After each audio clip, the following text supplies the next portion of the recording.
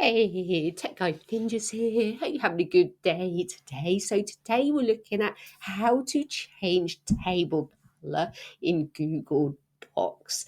So once you've got your table created, you can change the color of the text or of the background of the cells. If you just want to change the color of one cell, just click on it, or you can highlight multiple cells like that. Then you're going to right click. From there, you're going to click on table options, and this sidebar should pop up.